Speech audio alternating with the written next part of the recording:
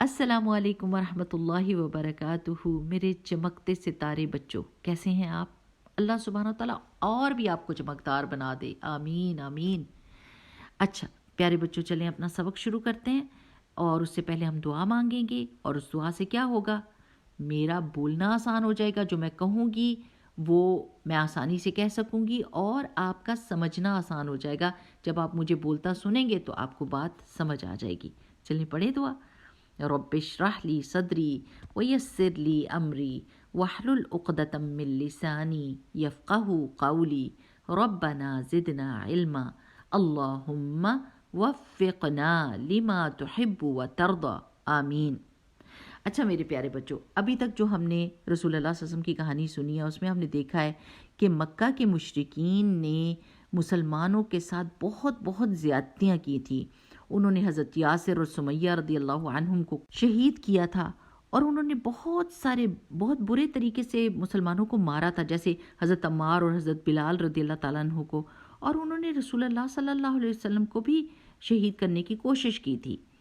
اب جب تک تو مسلمان مکہ میں تھے تو اللہ سبحانہ و تعالیٰ کا یہ حکم تھا کہ آپ مسلمانوں نے کافروں کو جواب نہیں دینا، اور فرمایا تھا کفو ایدیکم، اپنے ہاتھ روک کر رکھو، واپس لڑائی نہ کرو، اور ان کی ظلم اور زیادتی کا جواب نہ دو۔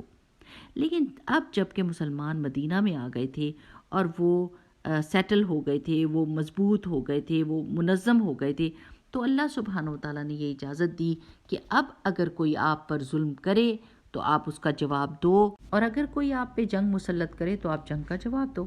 مشرکین مکہ ابھی تک یہ کوشش کر رہے تھے کہ وہ مسلمانوں کو نقصان پہنچائیں، حالانکہ مسلمان مکہ سے نکل چکے تھے۔ تو رسول اللہ صلی اللہ علیہ وسلم کو یہ خطرہ معلوم تھا، اس وجہ سے رسول اللہ صلی اللہ علیہ وسلم نے مسلمانوں کو منظم کرنا شروع کیا، اور ان کو جسمانی طور پر تیار ہونے کے لیے تیر کمان چلانے اور گھڑ سواری کی پریکٹس کروائی۔ پیارے بچوں، رسول اللہ صلی اللہ علیہ وسلم نے چھوٹے چھوٹے ان کے گروپس بنوائے اور ان کو مہم پر بھیجتے تھے۔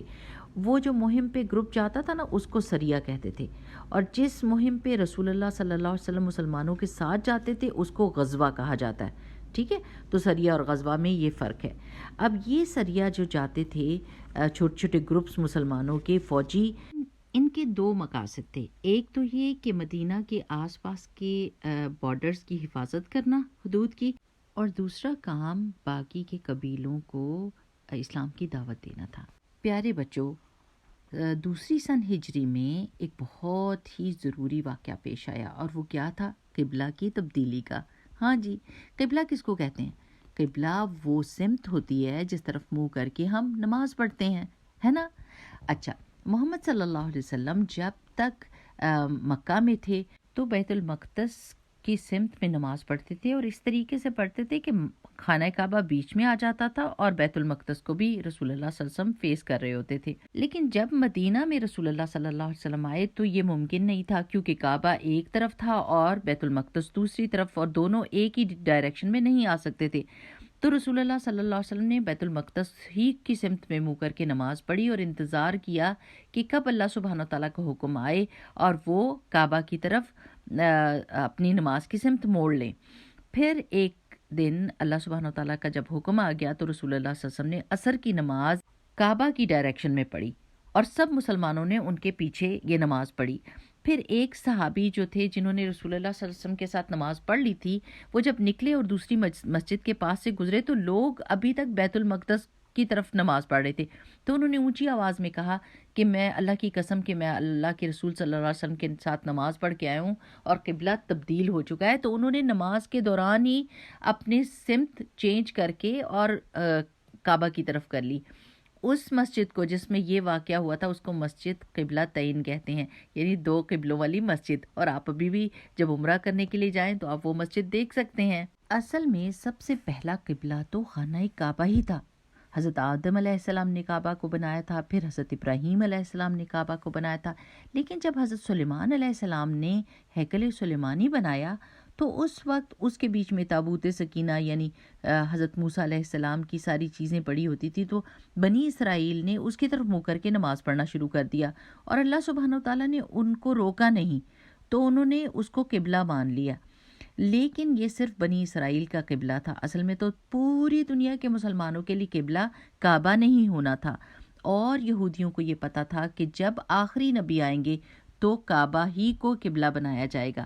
سو جب رسول اللہ صلی اللہ علیہ وسلم آخری نبی کے طور پر آ گئے تو قبلہ بدل گیا، اور قبلہ وہی ہوا جو سب سے پہلا قبلہ تھا، اور وہ کون سا ہے؟ کعبہ۔ الحمدللہ۔ اوکے میرے پیارے بچوں، یہاں پر ہم رک کے یہ سوچیں گے کہ ہم نے آج کے سبق سے کیا کیا سیکھا ہے۔ ایک تو یہ کہ منظم ہونا ہے اور آس پاس کے حالات سے مطلع رہنا ہے جیسے رسول اللہ صلی اللہ علیہ وسلم تھے، اور دوسرا یہ کہ جب اللہ سبحانہ تعالیٰ ہمیں کوئی حکم دے تو ہم نے اس پہ کیا کہنا ہے؟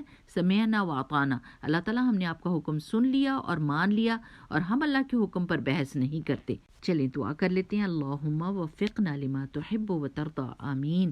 سبحانک اللہم وبحمدک، نشہد ان لا الہ الا انت، نستغفرک ونتوب الیک۔ السلام علیکم ورحمۃ اللہ۔